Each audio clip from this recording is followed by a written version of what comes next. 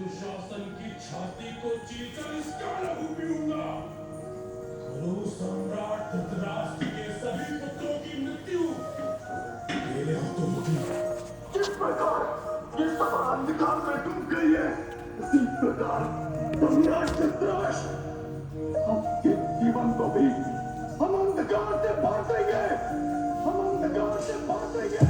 जो हुआ ना अब तक अब होगा, ना हुआ हो ऐसा रण होगा, और बातें होगी शस्त्रों से अब माफी नहीं मर्दन होगा। तुम रोक न पाओगे रक्तपात को, स्वयं बुलाया सर्वनाश को। बैठे यहाँ प्रत्येक मनुष्य की बलि चढ़ेगी यमराज को। खत्म समग्र वंश होगा, सब छल और कपट का अंत होगा। जो भूल पाए त्रिदेव बिना रणभूमि में ऐसा विध्वंस होगा। प्राणों का ना दान मिलेगा, हर आंसू का हिसाब मिलेगा। बिखरे होके मस्तक इतने वर्षों तक कोई गिन न सकेगा। छल का उत्तर पार से देंगे, रिश्तों का ना मान रखेंगे। शपथ ये पांडु पुत्रों की पांचाली का नहीं अपमान सहेंगे। शिव का भयंकर तांडव होगा, अंत का भी ये आरंभ होगा। रण में रक्त ही रक्त होगा, भारत में महाभारत होगा।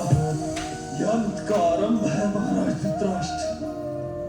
इस सभा में जिसने हमारे साथ हुआ प्रपंच देखा, पांचाली के साथ किया गया अपमान देखा, फिर भी मौन रहे, उनका अंत होगा। रक्त की धाराएं बहेंगी, कटे मस्तकों का अंबार लगेगा। शिव का रुद्र तांडव होगा, महासंग्राम होगा, महाभारत होगा।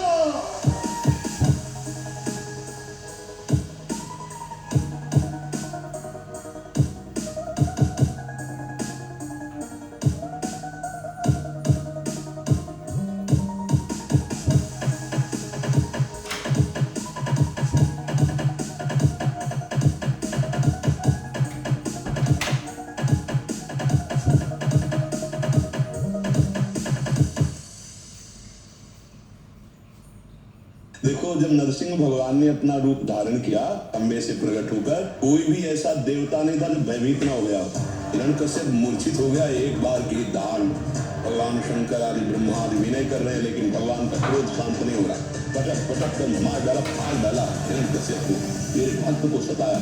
वर्षों तक जंगल में तप कर सारी बाधाओं से जब लड़कर हिरण्यकश्यप ने करी तपस्या, ब्रह्मदेव हुए खुद पर कर तो मांगा एक वरदान अनोखा पाकर। जिसको अमर वो होगा, मृत्यु को जीत के चाहता वो त्रिलोकपति बनना इकलौता। देवों से ना दानव से ना मृत्यु हो मेरे किसी मानव से। ना दिन में मरूं ना रात में मैं किसी पशु और ना किसी पक्षी से। आकाश में ना धरा पे हो, ना भीतर ना बाहर में हो। जो अस्त्र शस्त्र मार सके ना बने कोई संसार में, वो वरदान के बद में चूर समझे खुद को ईश्वर का रूप। हिरण्यकश्यप ने कर दिया युद्ध घोष, असुरों का चारों ओर कूच। जहां भी दिखते हवन कुंड दिवाई दे दिया होती ऋषियों की भक्तों की। रक्त की नदी बहा वर्जित की पूजा ईश्वर की, पर स्वयं के घर में ही जन्मा प्रभु विष्णु का परम भक्त। वो भक्त श्रेष्ठ प्रहलाद बालिया काल से रहे भक्ति में बस। क्रोधित हिरण्यकश्यपति बोला, पुत्र मेरे की मरी मती। इसे याद ना आए तो ऐसी की नाम उस विष्णु का लेना ले कभी।